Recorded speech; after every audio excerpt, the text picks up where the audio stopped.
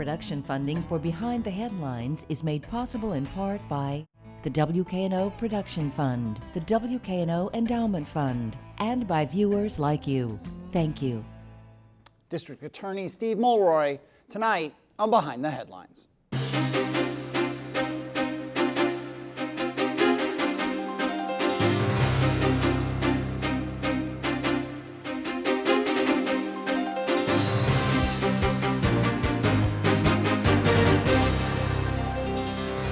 I'm Eric Barnes with the Daily Memphian. Thanks for joining us. I am joined tonight again by Shelby County District Attorney Steve Mulroy, coming up on about 100 days in office. Thanks for being here again. Well, thank you. Joined also by Julia Baker, who covers criminal justice for us at the Daily Memphian. Thanks for being here. Thank you. I wanted to start, we have lots of things we'll talk about today, some high-profile things, changes, new staff, sort of give or take about 100 years in as we tape this. Or 100 days in. 100 days. It seems like 100 years. It seems like 100 years. Okay, it seems like 100 years. Sorry about that. But where I wanted to start is actually with bail reform. And you put forward a bail reform proposal, and we'll talk about the details. But part of the reason I wanted to start there, before we get to some other things that might be on people's minds, is it struck me that bail speaks to a lot of the issues of the criminal justice system right now, in the sense of who gets bail and thus released, who doesn't, who can afford it, who should be able to afford it, what is the right number. Some people, $1,000 bail is not a big deal. To others, that's a mountain they will never climb. Right. It speaks to jail crowding. It speaks to backlogs in the court. Yep. It speaks to frustrations of police officers who work really hard and put somebody in jail. We had a police officer on a couple weeks ago, and then the person is released the next day, and they kind of throw their hands up. And so, first, and I'll go back to you as a former law professor, what is bail, and why does bail exist? And then let's walk into your bail reform changes that you're making. Sure. Well, bail is the amount of money that somebody who's been arrested is supposed to pay to secure their future appearance. So in order to make sure that they don't flee the jurisdiction, that they don't commit another crime, that they make all their court dates, they put some money down, and the idea is they'll get it back if they meet all their court appointments and they don't flee the jurisdiction. But in practice, what happens is bail amounts are placed that are routinely unaffordable for most defendants, because most defendants are poor. That's who gets caught up in the criminal justice system. And so you have this two-tier system where people with means are able to be out and continue to work their lives, their jobs, be with their families during the sometimes very lengthy process of coming to trial, while people who are poor have to languish at 201 Poplar. And we have a particularly bad problem here in Shelby County. We are the worst county in the state for the number of people who are languishing behind bars, haven't been convicted of a crime, waiting for their day in court for 18 months or longer, solely because they can't afford cash bail. And bail also, is it set by, or will it be set by, the severity of the accused of the alleged crime? So the bail for, the bail for driving with repeated broken taillights or something like that, versus at the low end, I think we can agree that's the low end, but is still an offense, to murder, gun crime, very violent crime. Is that factored into the existing bail system? And again, let's segue into how the reforms you're putting in place. Right. So as a practical matter, there's no set schedule. For this crime, you get this bail. But the severity of the offense is taken into account, along with the defendant's criminal history, their ties to the community, the likelihood that they will stay put as opposed to flee the jurisdiction. Have they ever fled the jurisdiction or missed a court appearance in the past? That all goes into the mix, right? But again, the problem is that it's a two-tier system, and it's also racially, we have racial disparities. So, 1 out of every 4 people is at 201 Poplar for more than 500 days.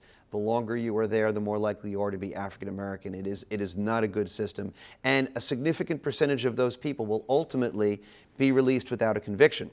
But by then, it's too late. You've ruined their lives. If you take somebody and you keep them away from their job, their education, their family, their community for 10, 12, 16 months, and then say, okay, never mind, you can go back, it's too late.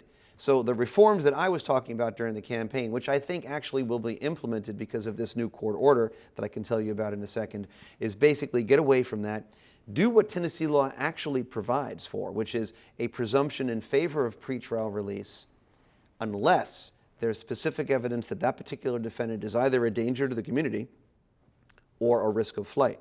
Now, obviously, the more serious the offense, the greater the risk of flight, because they're facing a more serious sentence, and the more serious the offense, the more reason we have to think that they might be danger to the community. You know, someone who's committed violent crimes over and over again, they're a danger to the community, right? So that goes into the mix. But what we should have is a situation where it should be up to the prosecution to say that this particular defendant, based on their criminal history, their offense, their ties to the community, is either a danger to the community or a risk of flight. And if we can't prove that, then the default should be pretrial release. Bring in Julia. I know that part of the bail reform is a new bail hearing room. Right. And that's due to open in February 15th. Can you kind of update me on the progress of that? And then kind of what kind of difference would that make as some of those people languish in jail for 500 days or more? Right. So what we're talking about here is a new court order that has already been put into place. So it's really kind of already largely resolved. And that was because that the ACLU and Just City, among others, threatened the county with a lawsuit, and to settle that litigation, which hadn't actually been filed, they came to an agreement. The judges have ordered it. And so it's going to address, I think, quite well the problems I just articulated by doing this. From now on, there's going to be a separate bail hearing.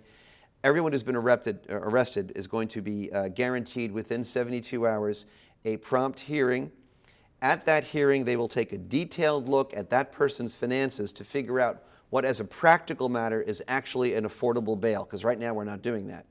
And then either they get pretrial release or affordable bail, or if the magistrate, and they've got new 4 judicial magistrates who've just been appointed just to do this full time, if they think an unaffordable bail is required, well, it'll be up to us and the DA's office to prove by clear and convincing evidence that this person is either a flight risk or a danger to the community, and that, you know, pretrial release is not appropriate, the least restrictive means can't be used, and we've got to go with an unaffordable bail to keep them in jail pending trial. And we're prepared to do that. The start date by the court order is supposed to be February 15th. We're already starting to do training, get ready to do training on this. I don't know about everybody else, but we will be ready on February 15th to implement the new system. So all this seems to jive with what you said, you know, you've been on since you were elected, and certainly during the campaign, of the focus on violent crime versus lesser crimes. Mm-hmm. So, and again, how do you change bail reform? Thank you. That was for people who follow this stuff, very interesting about how this works. How do you then take it to the court system? Let's go there. The courts, Julia did a great story for us in the summer, and we'll be doing an update soon on the number of cases that the criminal court, the various criminal court judges actually finish out per year. And it was maybe at that midpoint in the year, it was 32 across 10 courts. Mm-hmm. In a city that has 300 and something homicides, I mean 200 to 300 homicides, right. However many other violent crimes. Forget I don't want to make light of lesser crimes, but just the violent crimes. Absolutely. You've got thousands of accused violent criminals, right. And at midpoint of the year, there were 30. I mean, all signs are it's not like somehow there's a massive acceleration in the second half of the year, but Julie will be doing an update on that very soon. What can you do from a district attorney point of view of saying, hey, how can we get these, if your focus is on violent crime and serious offenders, how do we get them into the court system faster? Do you have any authority or power or ability in that question? Limited authority, some. Yes, the story you talked about by Julia Baker was much read by everybody over at 201 Poplar. There was a lot of discussion about it. There's only so much that I can do as the district attorney, because a lot of this is in the hands of the judges, but there are some things that we can do. So, for example, I'm giving the assistant district attorneys more discretion. I'm returning discretion that they have to settle cases, particularly nonviolent cases, to clear those dockets, but even violent cases, to settle them so that, you know, we have fewer trials in the backlog. We're also going to be sort of rearranging the way in which cases are assigned to our units and then to the different courts, so that we can spread those cases out a bit more equally among the different courts, and that'll address the backlog as well. But more broadly, what I've told the ADAs, the assistant district attorneys, my prosecutors, is they should be settling, especially the nonviolent crimes, less. They should not be worrying so much about things like nonviolent drug possession so that we can focus on violent crime. And just to give you one quick example, non-fatal shootings, something that we don't really pay as much attention to as we should. We know that a small percentage of repeat violent offenders are responsible for a large percentage of the violent crimes. And the people that are doing non-fatal shootings nowadays are going to be homicide defendants later on. And so I've issued new guidelines to make it harder for our prosecutors to dismiss, to close out a non-fatal shooting for reasons like witness fails to appear, witness being uncooperative, victim being uncooperative. In order for them to do that, they're now going to have to get approval at very high levels in the office, because we're going to force them to go back several times and see, is there anything we can do to get this witness available so that we can prosecute this non-fatal shooting. So the message is going forth: deprioritize nonviolent drug possession cases, reprioritize non-fatal shootings, and obviously homicides are the highest priority of all. Yeah, Julie. You mentioned restructuring how cases are assigned, and I know that you have had, the district attorney's office has vertical prosecution as well as the special prosecution unit in Division 7 and 8. Are you going to stick with those, or are you going to change those? I have already made a decision. Now I need to, I'm going to be consulting with the criminal court judges and the general sessions judges on this, right? And a lot of this has to, I have to defer to them, right? And I want to show respect to them. But in terms of my internal processes, I have already made the decision and announced to my prosecutors that we're getting rid of the special prosecution unit. We're going to keep the vertical prosecution model. So for those listening at home, vertical prosecution means that the same team of attorneys deals with the case from beginning to end. When it starts in general sessions, either misdemeanor or preliminary matters, when it goes upstairs to criminal court, once we get the felonies onto the trial level, everyone stays with that. I'm keeping that. But we had this thing where if the case involved repeat violent offenders, then it would go to these two special divisions. The problem there is that we had a lot of very, very experienced prosecutors who were concentrated in those areas, and then other divisions had gaps in levels of experience. There were also some morale issues. There were some concerns about forum shopping, whether are we sending the cases we care about to, certain judges. I'm not saying that was valid, but I'm just saying there were perceptions. We're getting rid of all of that. We're making all the divisions equal. That, I think, might help a little bit with the backlog. It might also help with, morale issues.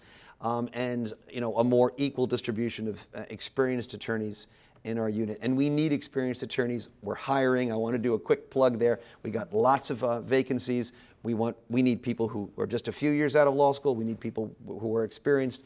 Please send resumes my way. You've hired since in the last 100 years, 100 days. You've hired quite a few. Yes. You've done a couple rounds of hiring. Are those you've laid some off or some left? Yes. Yeah. Yes. Are you net increase the number of prosecutors in 100 days? Yes. Okay. Yes. We have hired enough people so that the number of vacancies has shrunk. So at one point when I took over, there were like 18 vacancies, and I think we're down to 9 or so. We're still working on it. The problem is we've actually hired more than 18, but a few have left since then, and just for various and sundry reasons, not related to the election. They're moving, they've got a sick relative. Some private firm gave them a $20,000 pay raise that I can't compete with, that kind of stuff. But we're chipping away at it. Little by little, we're going to get up to full employment. I should also note that we're recording this a week. This is a week delayed because of the big 3 Germantown schools decision. So if there's something that happens in the week since we tapped it and we didn't ask Steve about it, that is why. So I should have said that earlier. Well, let's shift to juvenile crime. Obviously, It's just been an explosion in juvenile crime nationally and here. I think Julia did a story based on some police stats where auto thefts are way up, and the biggest group by age of auto thefts, the single biggest group is 16-year-olds. The next biggest group is 18-year-olds. Mm-hmm. And as you think about some of the high-profile crimes that have happened, they've involved juveniles. Sure. And you ran, and you did not run with Tarek Sugarman, the new juvenile court judge, but you all were aligned and you've done a lot of work together talking about reducing the amount of transfers of young people to adult court. Right. And yet there's this explosion. I mean, auto thefts are not considered violent crime, but they are certainly very frustrating for people. It is a huge problem. MPD has called it a huge problem. Other sorts of break-ins, carjackings, all these kinds of things are a huge problem with very young people.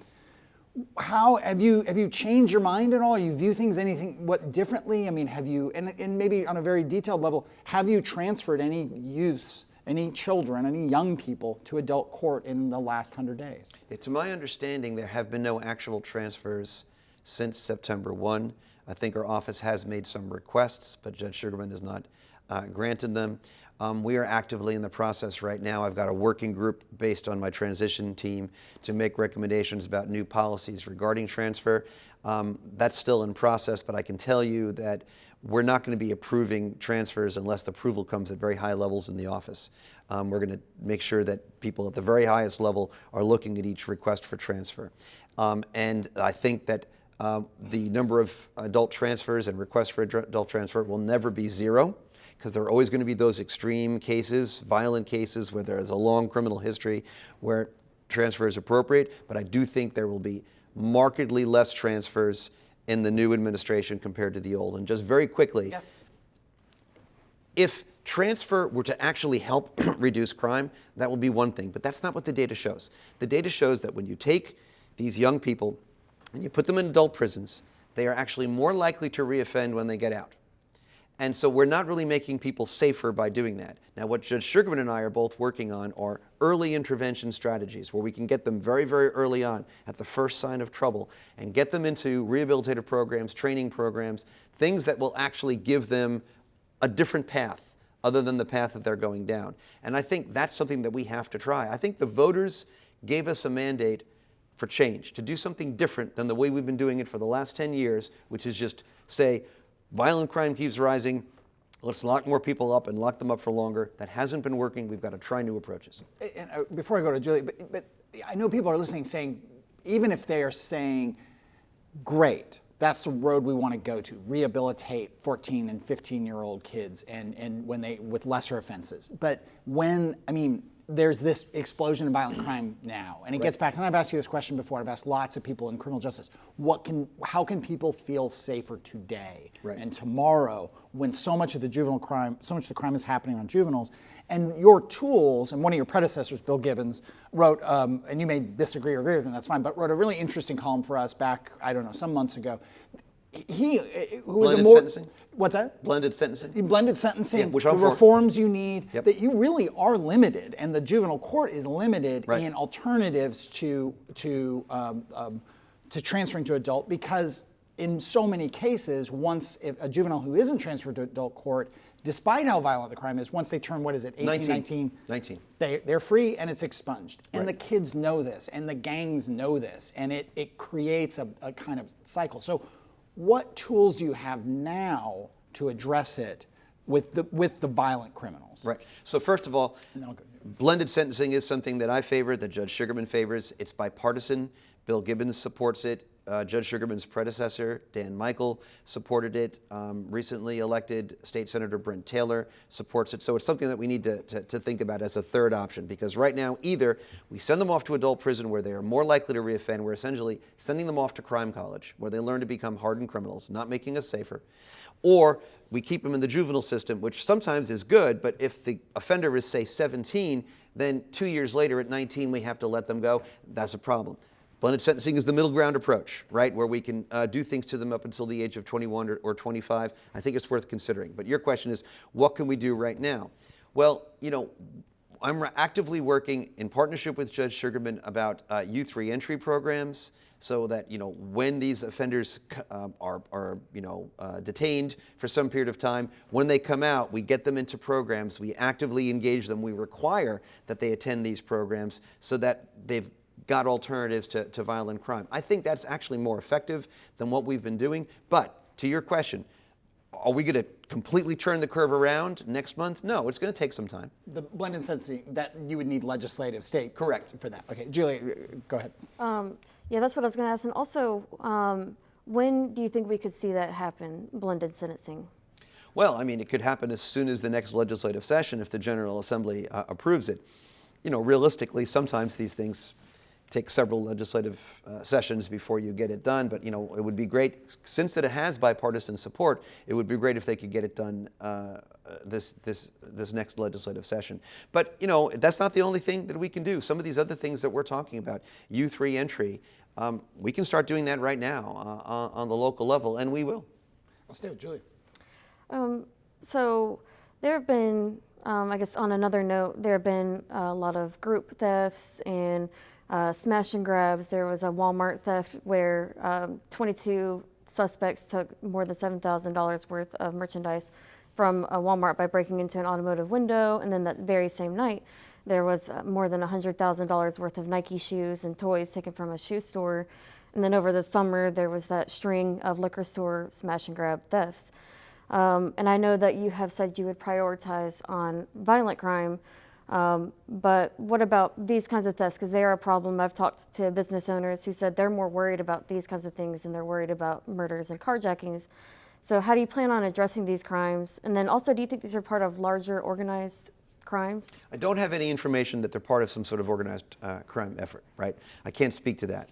I do know that it is an issue. As far back as the campaign, I was hearing from business owners that, like car dealerships and jewelry stores where there was like repeat over and over again, right?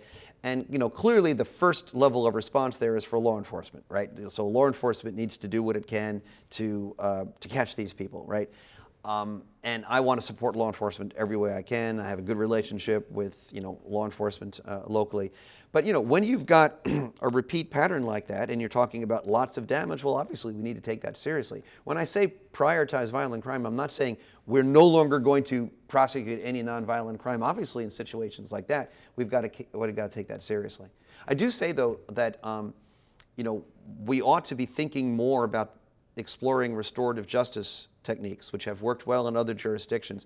And that actually has worked well with juvenile crime as well. I should have mentioned that. Over in Davidson County, an organization called the Rafah Institute is using restorative justice in juvenile court, and they are really reducing the recidivism rate. And those are the kinds of new things that I think we need to try. And I know, Julie, with 4 minutes left here, you had a question about Arkansas's legalization and just marijuana legalization generally. Yeah, so that was something that you advocated for. You urged Arkansans to vote for recreational marijuana, but that did not pass. However, they have had legal medical marijuana since 2016. But experts here in Tennessee, they say we might be the last state standing regarding legalization. Have there been any directives to kind of more lowly prioritize the prosecution of that? And then also, do you plan on bringing any kind of advocacy for decriminalization to legislation? I don't think I'm going to be pushing decriminalization in the Tennessee General Assembly. I'm realistic, right? If I'm going to be asking anything of the General Assembly, I'll be doing it through the Tennessee District Attorney General's Conference, which is the primary vehicle for that. And my focus would be on getting the resources I need to prosecute in a high crime area like Shelby County. In terms of my office, I've already mentioned, I have told my staff that we're going to deprioritize nonviolent drug possession, and that goes double for marijuana. I think Tennessee is clearly on the wrong side of history here. I think ultimately we're going to see that marijuana is legalized completely, including recreational purposes, throughout the country. And Tennessee will be last probably, and I think that's a shame because right across the border, in all different directions, we've got access to either medical marijuana or in some cases recreational marijuana. It's this crazy patchwork quilt.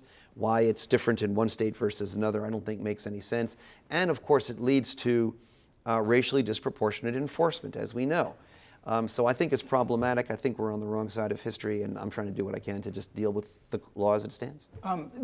Lots of talk about Memphis having the state build its own DNA, lab. Goes back to the rape kit backlog. Right. Just this week, the state came out and said they're looking for some contract help to get the backlog down, but it would be 6 months before they could get through even 1,000 DNA tests, which include rape kits. Are you in favor of Memphis either building its own or getting more resources? I assume that helps you immensely in your work. I'm in favor of a local lab. I think it would definitely help in reducing the turnaround time for DNA testing. We used to have one here in Memphis, then it got moved to Jackson. TBI, I've talked to them. They say that they're going to be getting more staffing and they're going to be bringing that turnaround time down. They're telling us, maybe to get from 10 to 11-month turnaround on DNA testing to something like 90 days. That'd be great, but of course, it's going to take a while before they get there. But at the end of the day, I'm just going to deal with the resources that I have. I have no control over that. If I could just make a quick plug. Yeah, we could. Yeah. So, we talked about the first 100 days. I plan on making a 100-day address, and that should be December 21st. We're planning on using the County Commission chambers at 4 o'clock, and I will cover all the things that I didn't get a chance to talk about today. Okay. Yeah, and Julia, of course, will be there, and we will cover that as well. We do a whole show on this. Truth in sentencing. How much have you butted up against that yet? Truth in sentencing is the law. I'm enforcing the law. Okay? I did not think truth in sentencing was a good idea. I think the experience in Georgia and Arizona with truth in sentencing and our own experience a few decades ago shows that it doesn't reduce crime, it just balloons prison budgets. But I'm going to follow that law. But at the same time, prosecutors have discretion in how to charge cases. And I think that will inform how we decide to charge a case. Are we going to charge it as something that triggers truth in sentencing or not? That's something that we think about. All right, I didn't give you enough time for a very complicated, but appreciate you being here. Thank you very much. Julia, thank you very much. Appreciate you being here as well. That is all the time we have this week. If you've missed any of the episode, you can get it at WKNO.org, or you can look for it on YouTube, or you can get the full podcast of the show on the Daily Memphian site, iTunes, Spotify, or wherever you get your podcasts. Thanks, and we'll see you next week.